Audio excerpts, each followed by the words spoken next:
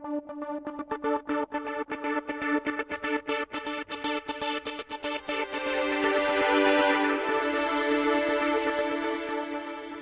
confirmed number of coronavirus cases in Los Angeles County comes to 274,565. The confirmed number of deaths reaches 6,647. Here in Torrance, the total number of confirmed cases is 1,463, with total confirmed deaths at 70. Welcome to COVID-19 Today. I'm Leslie Robbins. It's 4 p.m. on Monday, October 5th. New coronavirus cases and hospitalization rates continue to decline through the weekend. New deaths attributed to COVID-19 dropped from 35 on Thursday to 5 on Sunday. The 7-day positivity rate also dropped from 3.2% on Thursday to 3% on Sunday. New hospitalizations also fell from 746 on Thursday to 673 on Sunday. The Los Angeles County Public Health Department issued an update today letting the public know their televised press briefings will take place on Wednesdays each week at 1 p.m. going forward. Since the start of the pandemic, the county's Board of Supervisors and public health officials have held daily press conferences, with most recently holding them on Mondays, Wednesdays, and Fridays. We will be sure to bring you the latest on Wednesday as the data is released. The outbreak of COVID-19 at the White House continues to develop, as now Press Secretary Kayleigh McEnany announced this morning that she also tested positive for the virus and is beginning her 2-week quarantine. The White House reported that President Donald Trump was experiencing mild symptoms of COVID-19 as he was admitted to Walter Reed National Military Medical Center on Friday afternoon, while the First Lady remained in the White House to quarantine. President Trump was actually just released from the military hospital this evening. While Trump's son tested negative, several members of the White House staff, including Nick Luna, the director of Oval Office operations, along with Hope Hicks, Trump's top aide, and Bill Stepien, Trump's campaign manager, all testing positive over the weekend. A Torrance-based biotech company is looking to expand its footprint in an effort to keep up with demands, working with one of the largest vaccine development companies in the race to create a viable COVID-19 vaccine. They are looking to scale up their manufacturing abilities. The Polypeptide Group, which has one of its manufacturing sites right here in Torrance, is partnering with Novavax to provide key components used in the production of Matrix M, the key component of the COVID-19 vaccine. This is being used to enhance the vaccine's immune response and stimulate high levels of neutralizing antibodies. The senior VP of Process Technology at Novavax says the Polypeptide Group is an important strategic partner in expanding their global supply chain to enable the large-scale production of the vaccine. Earlier this year, Novavax was awarded $1.6 billion by the federal government to expedite the development of a coronavirus vaccine. The Polypeptide Group is a privately held contract development and manufacturing organization which focuses on peptides for the diagnostic, cosmetic, pharmaceutical, and biotechnology industries.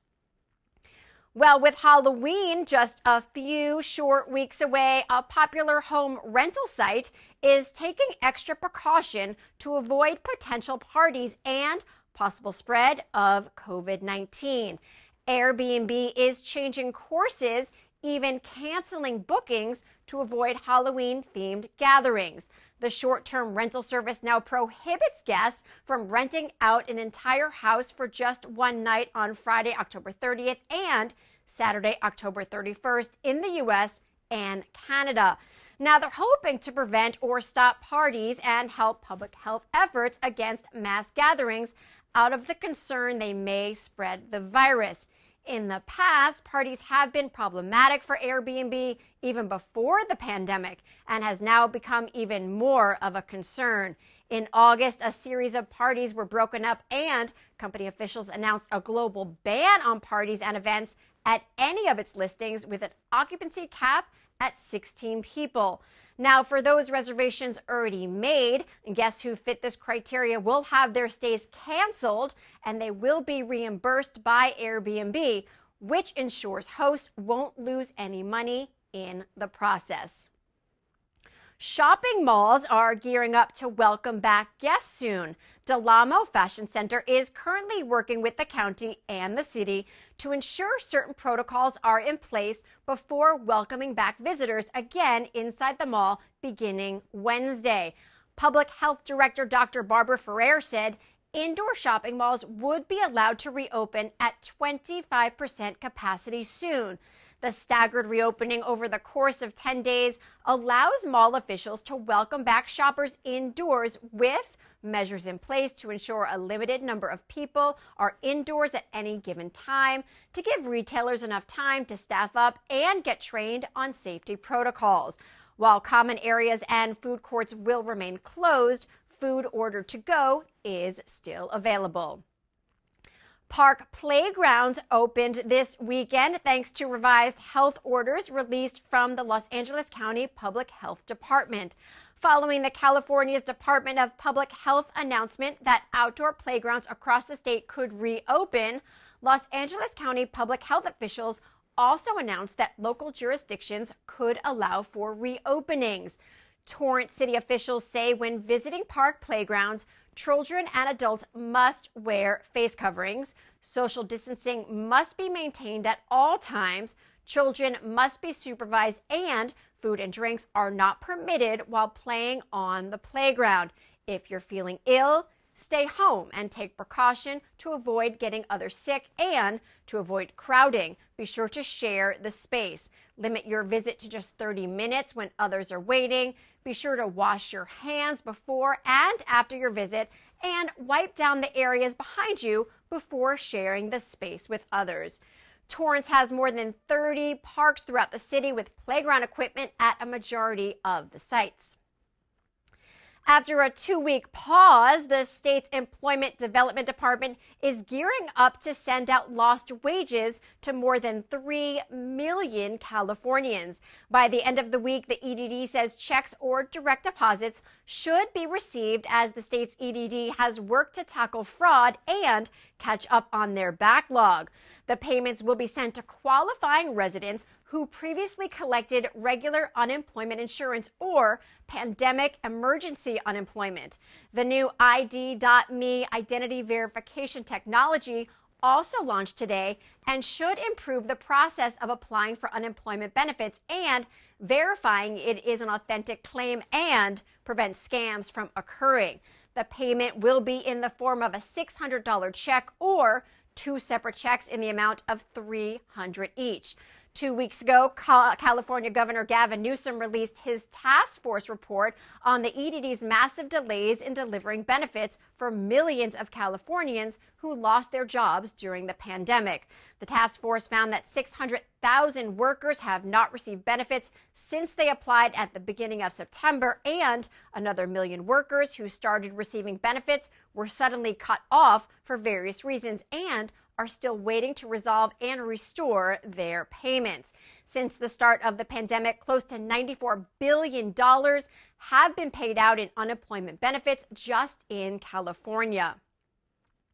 Well, a popular movie chain announced plans to temporarily close due to the pandemic. Cinemark, the parent company to Regal Cinemas, is temporarily suspending operations at all 536 theaters across the U.S.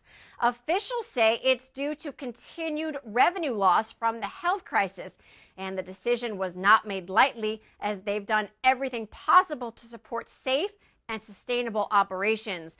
The theaters will close on Thursday, and company officials say they will continue to monitor the health crisis and adjust their plans accordingly. San Diego was the first major California region to allow indoor movie theaters to reopen last month. all movie theaters closed in mid-March due to COVID-19. As of September 8th, 47 states had allowed indoor cinemas to reopen with safety protocols in place. The Torrance Police Department is increasing enforcement this week, hoping to get distracted drivers off the road. Now, beginning today through next Monday, TPD will have additional officers on patrol looking for drivers that may be violating the state's hands-free cell phone law. Distracted driving can include texting while driving, eating, grooming, talking to passengers, using GPS, adjusting the radio, reaching for an object on the floor or purse next to you, or navigating the dash touchscreen in the car. Authorities say if anyone needs to take a call or send a text or look up directions, to pull over to a safe area and park before taking action. This program is funded from the California Officer of Traffic Safety through the National Highway Traffic Safety Administration. Long Beach celebrates a big milestone today. The new Gerald Desmond Bridge officially opened to the public this morning at 5 a.m. The 6-lane cable-stayed bridge will provide a major regional highway connector as well as improve cargo movement. With 2 towers reaching 515 feet into the sky, it is the second tallest cable-stayed bridge in the U.S. The previous bridge facilitated the transport of 15% of all container goods coming into the U.S. The $1.47 billion replacement project began 8 years ago and is named in honor of a prominent Long Beach civic leader. A formal event was held on Friday with LA County Supervisor Janice Hahn. Torrance's Tiger Squadron even made a flyover to celebrate the big day. The 2-mile bridge project also includes the eventual demolition of the existing bridge. Los Angeles County voters will begin receiving their vote-by-mail ballots beginning today. Now, according to county officials, mail-in ballots are the most convenient way to make voters' voices heard while preventing the spread of the virus. With close to 400 drop boxes set up around the county, ballots will be picked up every 72 hours beginning today. And as we get closer to Election Day, that pickup of ballots will take place daily. In Los Angeles County alone, there are more than 6 million eligible voters, with 5.6 million already registered to vote. According to the March primary, only 38% of registered voters actually cast their vote. County officials are hoping that voters who prefer to cast their ballots in person will take advantage of the opportunity to vote on any of the 10 days leading up to November 3rd instead of waiting until Election Day. A total of 117 vote centers are set to open on October 24th, with another 650 opening on October 30th. The deadline to register to vote by mail is October 19th. A map of vote centers and drop-off ballot boxes can now be found easily online. The Los Angeles Registrar Recorder County Clerk's Office says people can take their completed vote-by-mail ballot and skip the line to drop it off in person at any vote center. In an effort to provide ample time for voters to vote in person or drop off mail-in ballots, the office is encouraging residents to make a plan to vote early. County Supervisor Janice Hahn says the drop-off or vote-by-mail system are the safest ways to vote during the health crisis. There are 398 drop boxes available across the county. You can go to locator.lavote.net. Parts of California continue to burn, with more than 4 million acres already consumed this year. This is more than double the previous record for the most land burned in a single year in the state. California fire officials say the state hit the milestone on Sunday, with about 2 months still remaining in the fire season.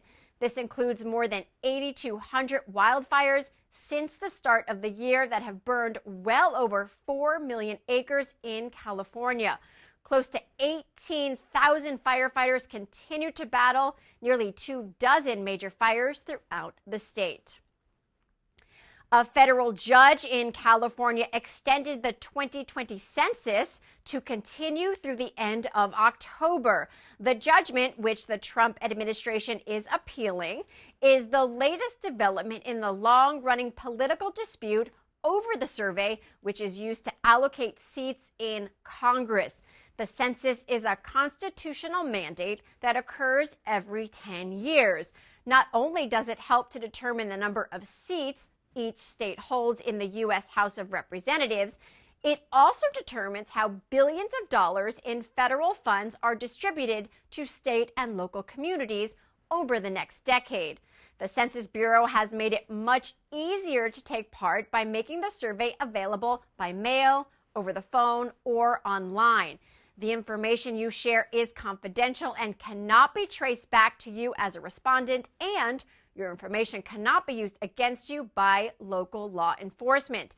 You can go to 2020census.gov to fill out your survey online right now.